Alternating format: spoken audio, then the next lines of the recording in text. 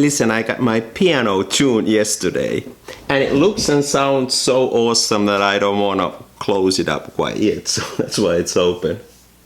Hey, I grew up with hymns like that. My father used to sing them and play them, and I find them very appealing and familiar to me. Whenever I play almost anything, I intuitively incorporate those chord progressions and those melodies and those coast notes into my playing, because they feel so good, they feel so natural to me. I believe that those early experiences with music, they are very fundamental for our listening and playing experience, and they become part of us. Now, it's not only the music that influences us from the early childhood.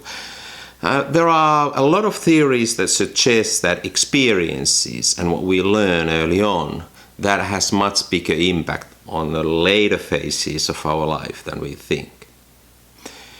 One line of thinking suggests that language, our mother tongue, is a major influencer.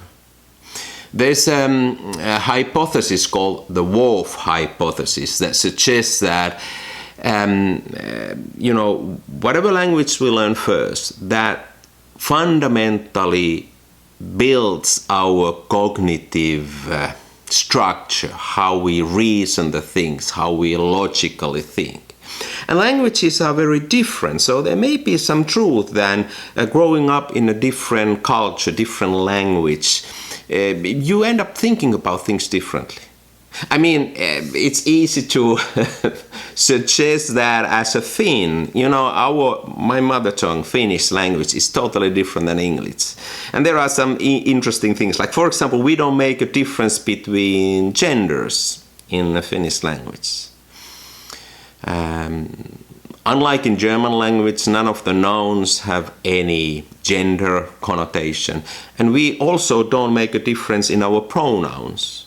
The pronouns for he and she is the same word in Finnish language. So if I'm talking about he or she, I need to explicitly say that she is a woman.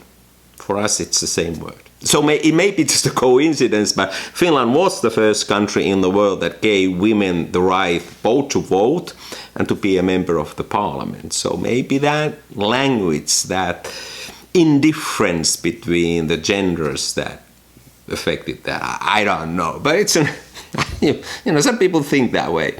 Another line of thought is that it's not the language that is fundamental to us. That we don't even need language to reason the world around us. But it's really the visual clues, the sensory input.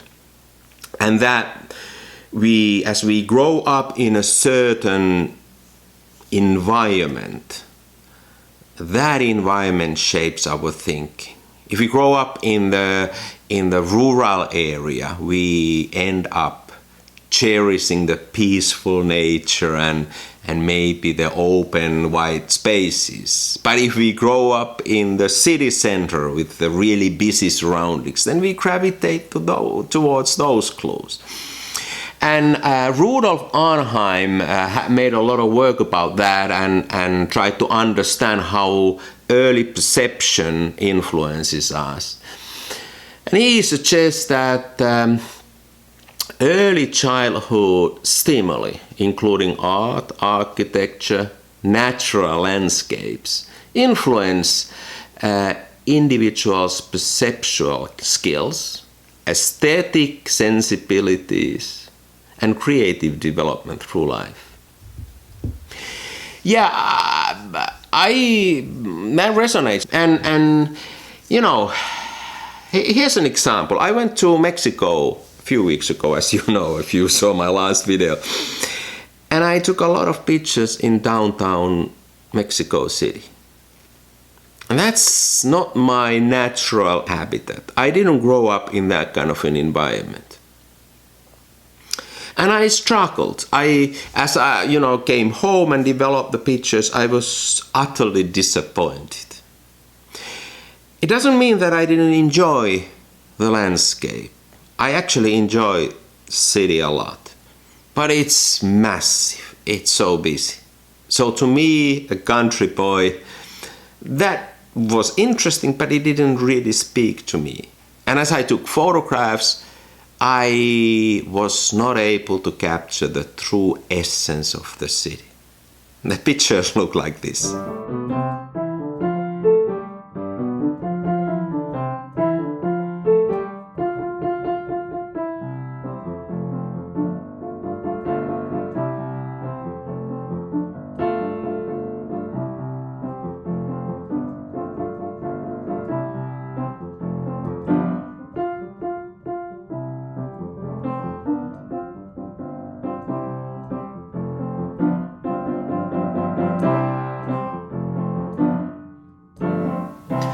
So then I came home, and as I was disappointed with these pictures, I just thought that I need to get that out of my system. So I went to my natural habitat, to the lakeside in the middle of the winter, and I took some pictures. Now these pictures have the ingredients of my childhood.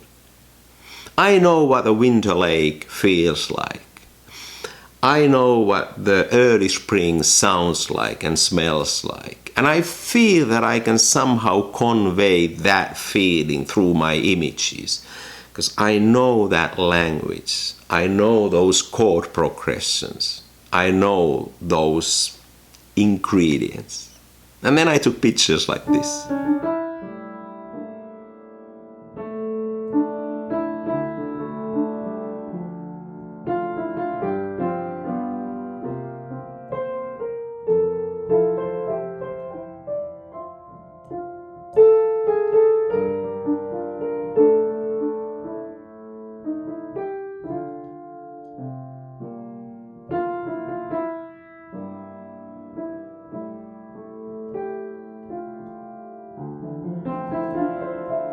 Hey, then I took a look at my Mexico pictures again.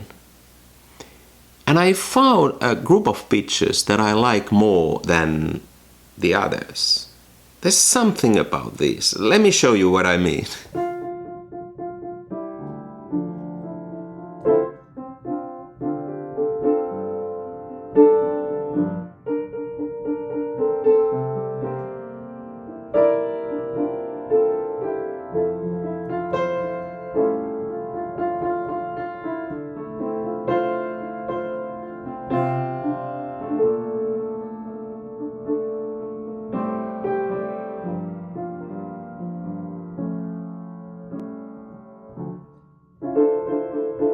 Hey, I find it interesting that the pictures I like the most from my Mexico trip look exactly the same as my pictures from Finland. A lot of empty spaces, a lot of sky, and some isolated things here and there. And that revelation actually made me think about this whole thing. So as we grow up with certain kind of music, and that music feels really familiar to us. If we end up playing some instrument, we end up using those basic ingredients in our music. Our mother tongue that we learn as our first language is always the best way for us to express ourselves verbally. So for us photographers, I think the same goes. The early experiences of our surroundings, the landscape around us, that gives us the basic ingredients to express ourselves visually. And we gravitate towards those basic building blocks.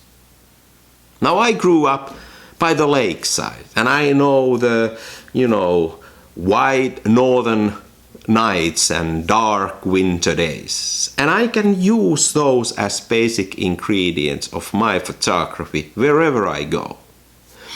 So now I'm thinking I believe a lot of you would like to create your own style, your own signature style of making photographs and expressing yourself, through photography.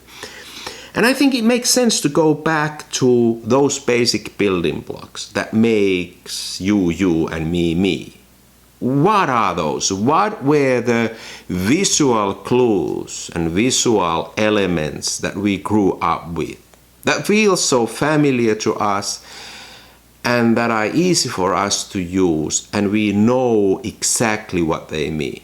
Because I claim that if we use those things that are close to us, that mean something to us, then it's also easier to reach out and mean something to somebody else. You know, if it's not you, then it's a bit artificial. And what is you? You are the product of those early experiences. So this is all theory. I don't know if this makes any sense, but you know, I think it makes sense to think about those basic building blocks and go back to your early experiences and see if you can use those in your photography. And even though this is not scientific thought, this is not even truth, sometimes a good story is better than the truth. So maybe it's worth thinking. I don't know. Thanks for watching. Next time something else.